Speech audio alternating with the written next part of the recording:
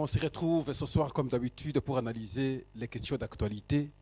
Il est jeudi, c'est le temps de suivre les vraies analyses.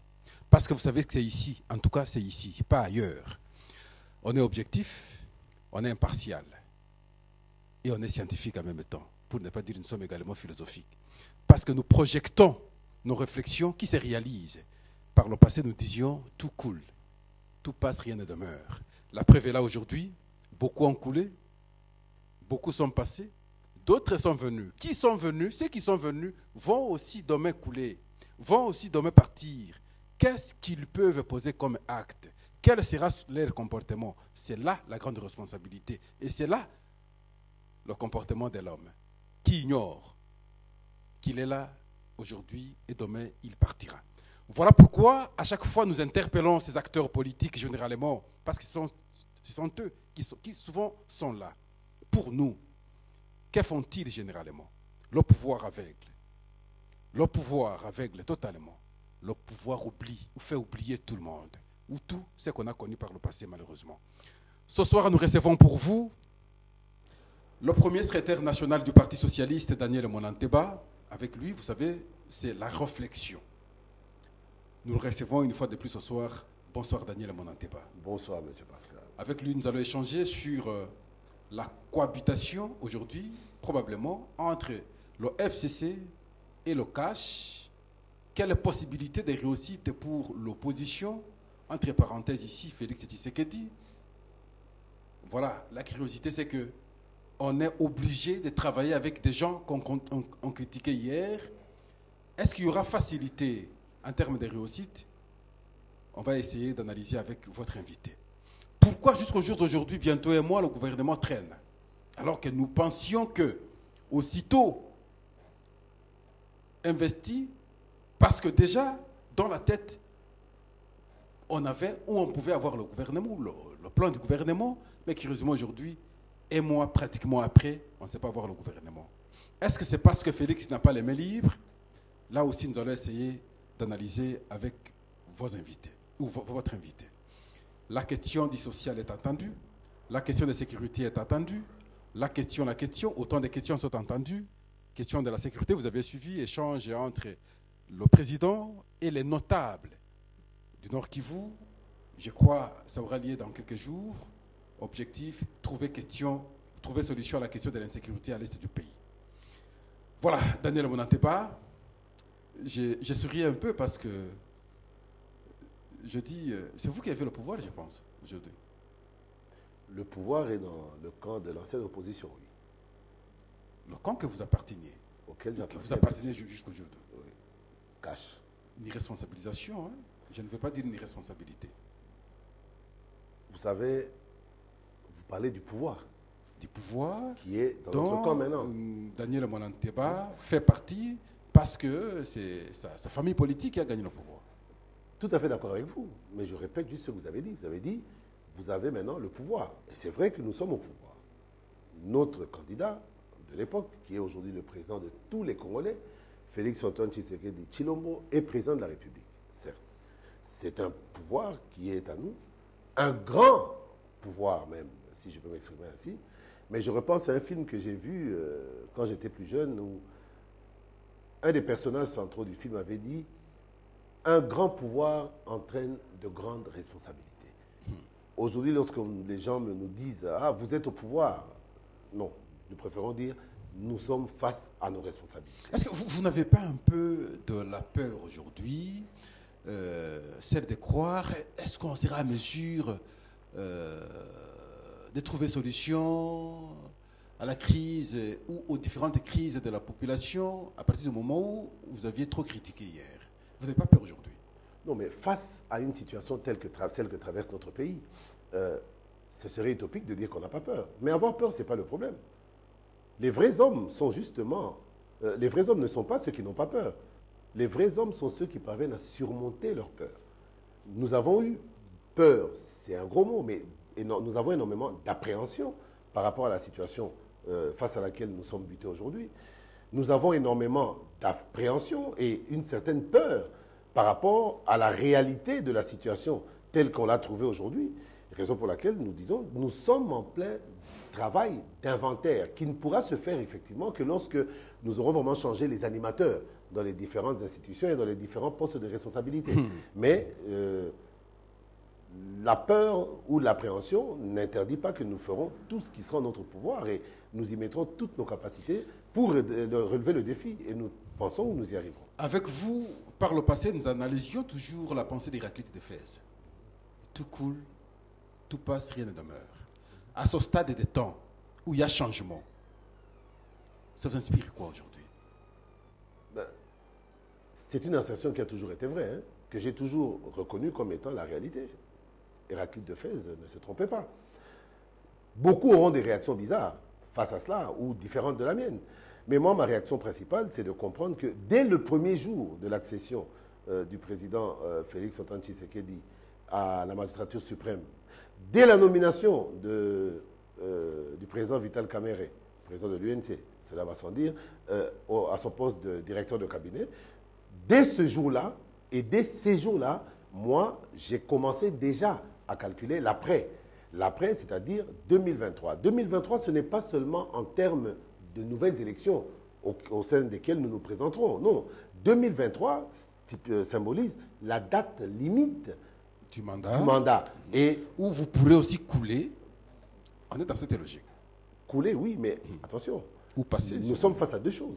Nous devons prioritairement de ne pas nous retrouver dans une situation du glissement. Il faudra qu'il y ait des élections en 2023. Donc nous avons 5 ans. Au moins, tout est clair, la limite est tracée, c'est 5 ans. Et au bout de 5 ans, il faudra s'arranger pour ne pas couler ou passer. Non, mais le problème souvent, c'est au deuxième mandat que l'organisation de l'élection se pose problème. 2011 n'a pas posé problème. Je prends le cas Joseph Kabila. 2006-2011 n'a pas posé problème, même si on a refusé la constitution. Mais le problème a posé lorsqu'il fallait couler, lorsqu'il fallait passer.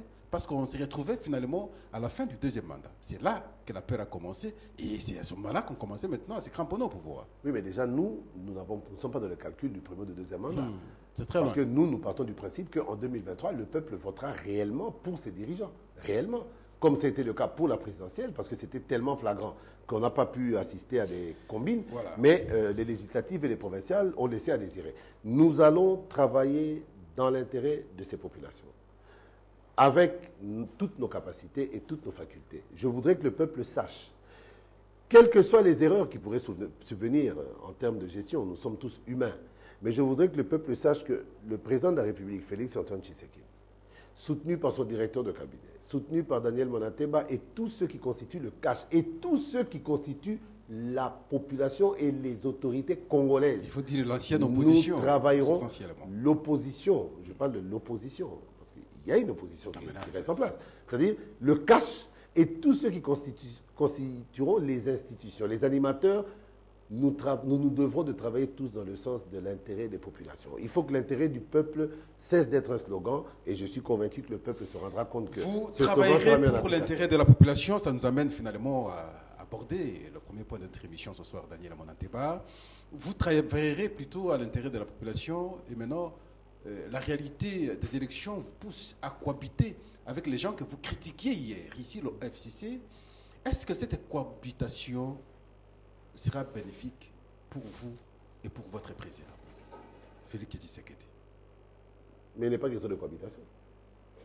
J'en profite vraiment pour... Donnez-moi le temps d'expliquer à la population. Prenez le temps. Parce qu'il y a énormément de questionnements au sein de la population. Les gens spéculent, ils ergotent. Et je comprends que la nature ayant horreur du vide, lorsque nous ne sommes pas, nous du cash ou nous de la mouvance présidentielle, à même de communiquer suffisamment, le manque d'informations pousse les gens à créer des informations. Dans quel cas de figure nous trouvons-nous? Nous sommes dans un cas de figure prévu par la Constitution où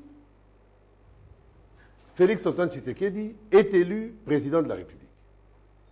Nous considérons nous faire partie de la mouvance présidentielle. Mais, entre-temps, le FCC, quand je dis FCC, je ne devais même pas parler du FCC, mais après la réunion de Kingakati d'hier, où le FCC a regardé le tir, on peut parler aujourd'hui du FCC en tant que force de gouvernance. Le FCC a la majorité parlementaire. En toute logique, CACH, FCC, c'est deux corps totalement distincts.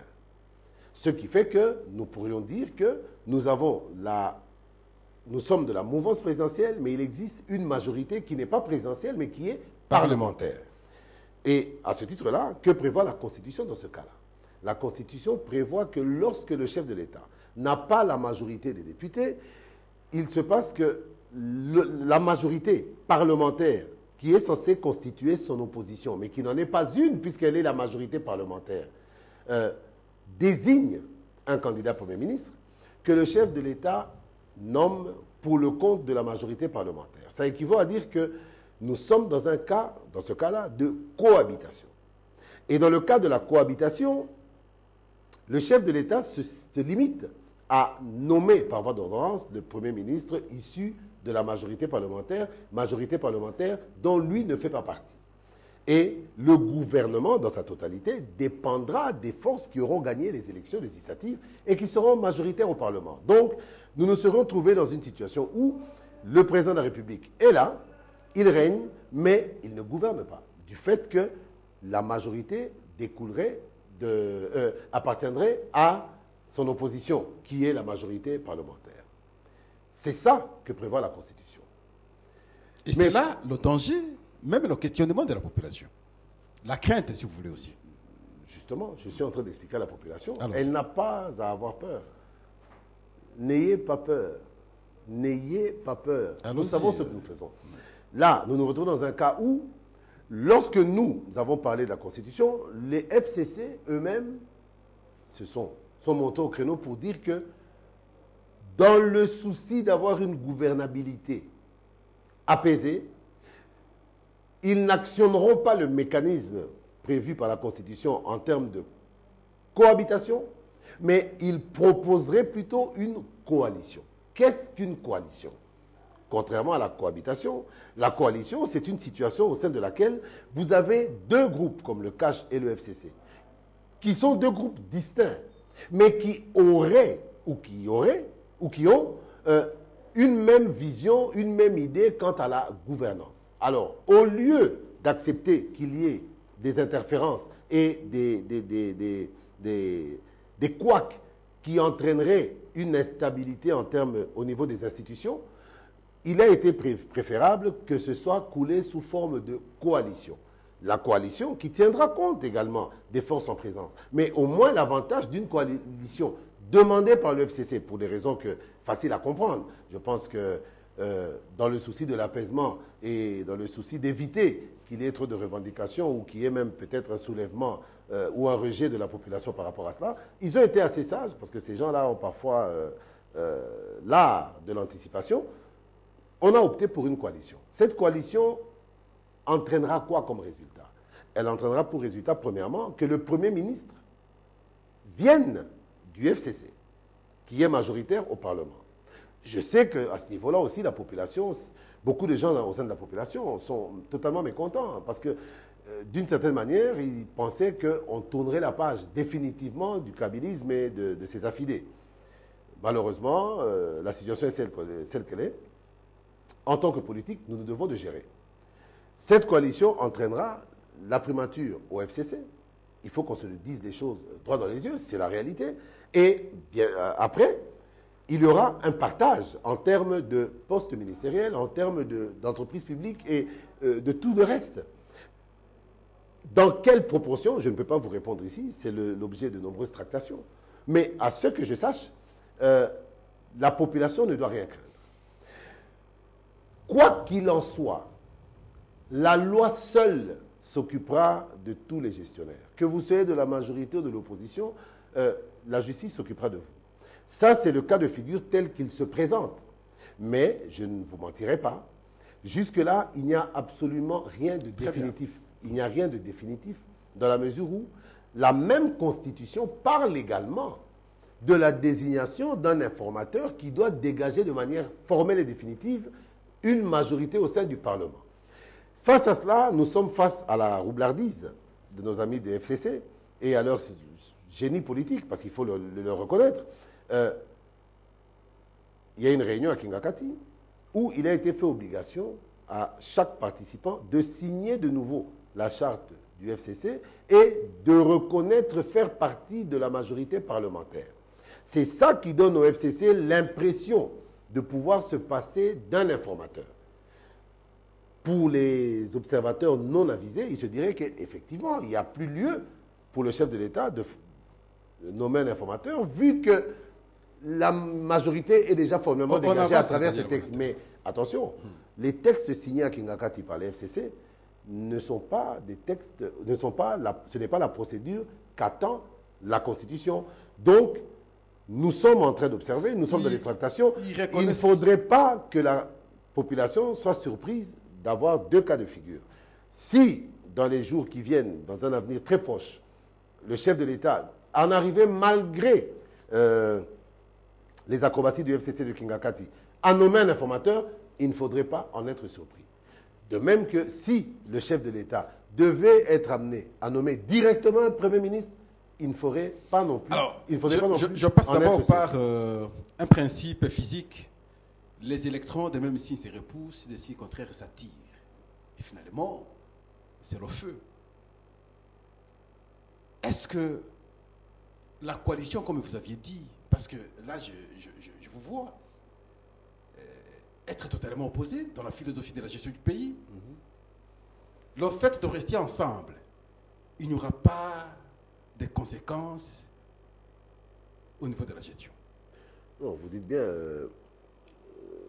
ceux du même signe se repoussent. Des signes contraires s'attirent, et pour finir, c'est le feu. Oui, mais attention.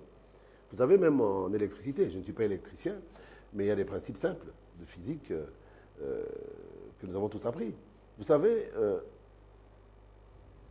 il n'y a que du positif et du négatif que jaillit la lumière. Mais avec la gestion du FCC depuis tous ces temps, c'est avec les mêmes. Daniel Monanteba, que vous avez trop critiqué pratiquement. Je ne sais pas s'il y a eu des aspects positifs qu'on peut reconnaître dans la gestion depuis tous ces temps. Du FCC. Du FCC, bien entendu. Aujourd'hui, voir le pouvoir, aujourd'hui, je considère comme provenant de l'opposition, travailler avec les mêmes, je vois ici les Lambert et Mende et ainsi de suite, est-ce que vous voyez que la consommation du pouvoir sera facile par l'opposition? Et pourtant, nous connaissons que nous avons des contestations aujourd'hui avec des rumeurs comme quoi il y a eu un accord secret entre Félix et Joseph Kabila. Est-ce que ce ne serait pas une façon de confirmer cette thèse lorsqu'on voit les deux partis travailler ensemble? Non, mais déjà, là, je me présente très souvent en tant que communicateur du cash. Mais par rapport à la question que vous venez de poser, permettez-moi d'ouvrir et de fermer une petite parenthèse pour parler en tant que Daniel Monanteba. Donc ce que je dis n'engage pas le cash, mais je ne peux pas me permettre de faire semblant face à une question si grave. Personnellement, je crois qu'il y a des visages qu'on a assez vus.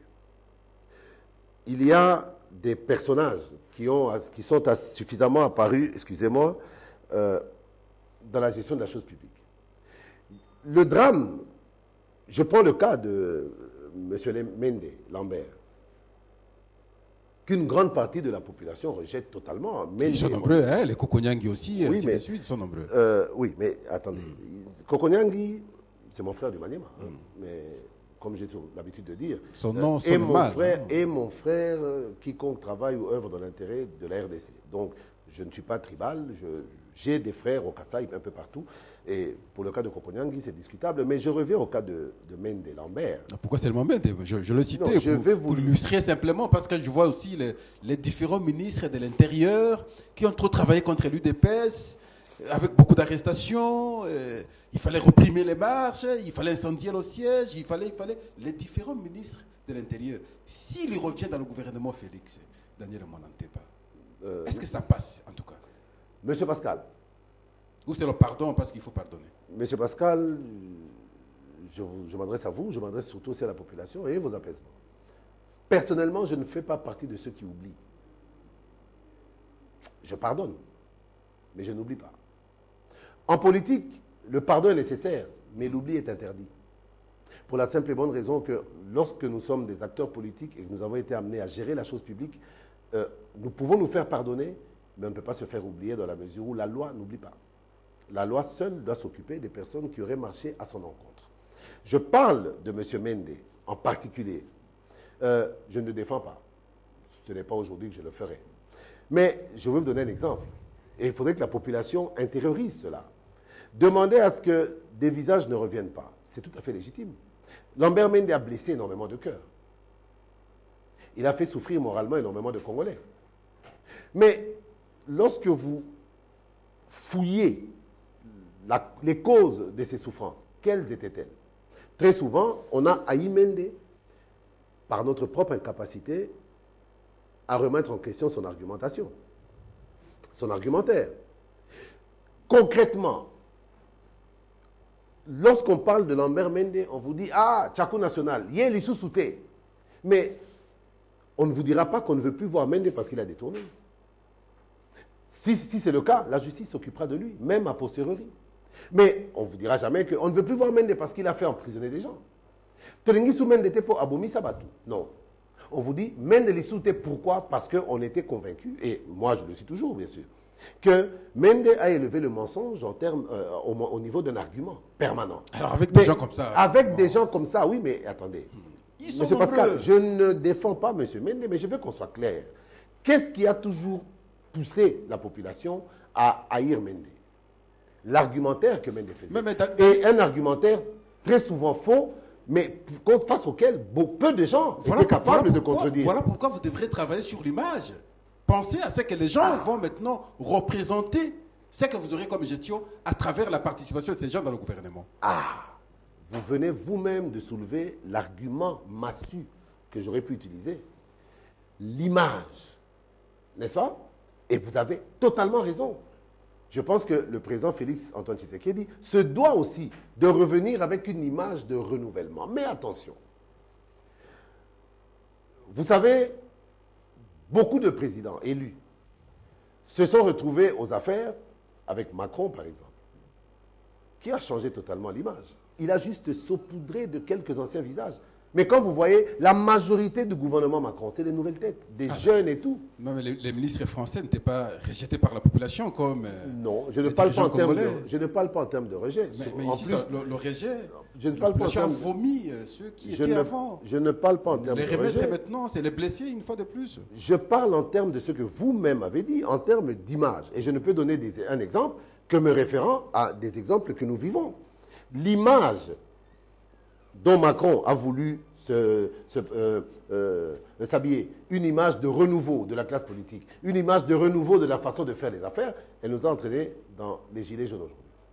Je ne suis pas, moi, personnellement, prêt, ou je ne serais pas heureux de voir tous ces vieux visages revenir. Déjà, il y a un principe qui est celui du renouvellement de la classe politique. Et jusqu'à ce que je sache, ce principe, c'est un principe cher à Joseph Kabila, président de la République honoraire. Joseph Kabila, c'est un aspect... Le sénateur Daniel Monanté, le sénateur Joseph Kabila. Oui, mais je ne suis pas encore au courant. Il est de toute façon sénateur bientôt de facto. Il sera investi. Et bon, nous attendons quand même bientôt les élections sénatoriales. Ouais. Il n'est pas encore sénateur. Il reste sénateur à vie, mais il ne peut pas être sénateur seul sans Sénat. Jusque-là, il n'y a pas de Sénat existant. Donc nous attendons qu'il devienne formellement sénateur, et je serai d'ailleurs très heureux de le voir un jour siéger et prendre la parole. Je serai le premier à applaudir parce que ça démontrera que réellement la démocratie est en marche. Mais je disais par rapport à l'image, je ne serais pas, moi, heureux de voir tous ces vieux visages qui ont fait souffrir certains moralement et d'autres même physiquement. Vous parlez des ministres de l'Intérieur. Mais moi, je vous dirais, les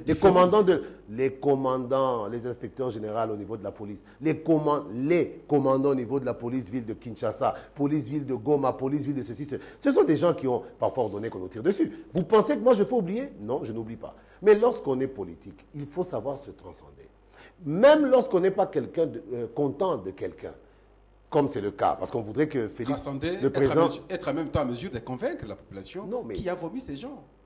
Ça s'appelle le leadership. Oui. Alors maintenant, est-ce que vous voyez, est-ce que Félix aura la possibilité de rejeter certaines figures, par exemple? On lui présente, il dit, bon, pas telle personne, pas telle personne. Est-ce qu'il a la capacité, à partir du moment où les gens seront... ceux qui ne sont pas des obédients, bien sûr, seront proposés par l'autre camp, qui est la majorité parlementaire. Vous savez, ce que Gizenga a pu faire à son âge, là, à l'époque, en 2006, Yann Diver, ça ne vous dit plus rien? Dès lors que Félix est président de la République, il a cette capacité-là. La vraie question, c'est de savoir est-ce qu'il aura la volonté de le faire. Mais en termes de capacité, qu'on cesse de penser que c'est juste un pantin, une marionnette que Kabila a tiré par le bout du nez, que le FCC ou l'ancienne majorité ferait faire n'importe quoi. Parce que les gens ont l'impression qu'il aura cautionné tous ces... Ceux qui le pensent seront désagréablement surpris. Pardon. Et beaucoup des gestionnaires actuels, des commandants de l'armée, de la police, qui se vautrent dans les... Ça a repris la corruption, les détournements des rations et consorts. Les ministres qui veulent essayer... Écoutez, ils se retrouveront à Makala et à Ndolo pour certains, et ils vont se rendre compte que, Tipo Azari présente un pouvoir à Solo. Hein. Je ne voudrais pas qu'ils se laissent aller dans ce genre de réflexion. Qu'ils se ressaisissent dès à présent. Le pouvoir et la capacité de le faire, Félix ne l'aura pas, puisqu'il l'a déjà. Ceux qui en doutent, je les mets au défi. Est-ce que, je m'en souviens, après l'accord de la Saint-Sylvestre, il a fallu un débat sur la nomination du Premier ministre. Bon, le chef de l'État, dans sa compétence, il faudrait qu'on lui propose au moins 3 à 4 noms, pas un nom. Le nom qui posait problème, c'est le nom de Félix, et finalement, vous vous en souvenez. Oui. Est-ce que cette fois-ci aussi, parce que tout coule, tout change, les choses ont changé, est-ce que le FCC, en présentant l'informateur, en présentant le formateur, parce qu'ils ont la majorité parlementaire, vont-ils proposer 3, 4 noms ou vont se contredire, dire, bon voilà, cette fois-ci, nous proposons seulement une personne? Non, mais eux, ils peuvent chercher. Laisser, bien entendu, la latitude au président de faire le choix sur les personnes qui lui seront présentées par le FCC. Joseph Kabila a été président de la République de ce pays pendant 18 ans. Il a quitté la présidence. Il a quitté le pouvoir, sauf que la matérialisation du fait qu'il a quitté le pouvoir prendra un peu de temps, mais bientôt les gens vont le comprendre correctement. Félix Tshisekedi Tshilombo, président de la République. Aujourd'hui, 2 personnes totalement différentes, mais la fonction reste la même. Tout ce qui était valable pour Joseph Kabila, contre l'opposition que nous représentions à l'époque, qui nous a fait souffrir moralement, mais c'était valable légalement. Mais tout ce qui était valable pour Joseph Kabila sera valable pour Félix-Antoine Tshisekedi Tshilombo. C'est les personnages qui ont changé, mais la fonction et la constitution ne changent pas. Donc, les 3 noms ou pas découleront pas de la capacité ou du pouvoir de Félix-Antoine Tshisekedi Tshilombo, mais de sa volonté. Peut-être à ne pas chercher un clash inutile qui pourrait entraîner à des tiraillements. Mais le pouvoir discrétionnaire du chef de l'État existe toujours, il n'a jamais été aboli. Donc lui peut avoir la volonté extrême d'accepter qu'on lui propose un nom et puis il cautionne, c'est tout? Oui, à l'époque où on nous avait exigé 3 noms, par le chef de l'État sortant et sa famille politique, Joseph Kabila, et que nous avions voulu proposer le nom seul de Félix-Antoine Tshisekedi, ce qui les a empêchés de matérialiser la volonté de la population de l'opposition, ce n'était pas le pouvoir qui n'en avait pas, c'était la volonté qui n'en avait pas. Si la majorité ancienne, aujourd'hui majorité parlementaire, cherche à me contredire, j'en serais très heureux, ça équivaudrait à dire que proposer 3 noms est une obligation légale. Dans ce cas-là, nous les obligerons à proposer 3 noms. Alors pourquoi le gouvernement traîne aujourd'hui, Daniel Monanteba? Quelques semaines après la prestation de serment, les gens ont cru qu'une semaine, probablement après, on aurait le gouvernement. Mais aujourd'hui, ça tire à longueur. Les gens commencent à se buter. On travaille maintenant avec un gouvernement incompatible. Alors, ça prend trop de temps, comme si le temps est totalement congolais. Pourquoi ça doit traîner aujourd'hui? N'a-t-il pas la possibilité lui-même de s'imposer, avoir le gouvernement à temps? Ou parce qu'il reste encore dépendant, parce qu'il faut attendre le FCC et dépendre de la volonté du FCC? Non, mais soyons sérieux. La capacité de s'imposer, il l'a. Croyez-moi. Qu'il prouve. Mais qu'il le prouve en violant la Constitution et en démontrant à la face du monde que c'est un dictateur du même acabit que tous les dictateurs que nous avons décrits hier. Non. Monsieur Pascal, Félix-Antoine Tshisekedi Tshilombo, mon président, votre président, le président de tous les Congolais, le président de Martin Fayoulou, le président de Joseph Kabila, le président de Lambert Mende, tous, leur président, est un légaliste. Et à ce titre-là, je voudrais que la population me comprenne très bien. La mise en place du gouvernement ne dépend pas seule de la volonté du chef de l'État. Parce que cette volonté, il l'a depuis le premier jour où il a été élu par la CENI. Avant même que la Cour constitutionnelle ne le confirme, nous étions déjà dans la réflexion par rapport à la gestion de la République. Mais il y a des procédures légales que nous devons respecter. Même si aujourd'hui il nomme le Premier ministre, il nomme les ministres de manière totalement unilatérale et totalement Non, dictatoriale. pas nommer, mais Non. faire pression pour que les choses avancent rapidement. Mais Il ne peut pas nommer parce qu'il dépend aussi d'une autre majorité parlementaire. Oui, mais qui peut faire pression vous pour me, qu'on dites, avance. vous me dites une chose et son contraire. La question que je pose, c'est vous qui posez les questions, je n'en discute pas. Non, Mais je M. suis là- Pascal, considérez-vous que M. Félix Antoine Tshisekedi doit respecter la Constitution, oui ou non, dans tout ce qu'il fait? Je pense que la réponse est oui, je vous sais vous-même légaliste. Mais que dit la Constitution? La Constitution dit d'abord, établit le principe de la séparation des pouvoirs. Que se passe-t-il pour qu'il puisse y avoir un gouvernement? Le chef de l'État nomme par ordonnance un Premier ministre qui est proposé par la famille politique à laquelle il n'appartient pas actuellement, qui est majoritaire au Parlement. C'est ce que dit la Constitution. La Constitution dit aussi que le gouvernement, une fois composé, est investi par le bureau définitif et est investi par le Parlement.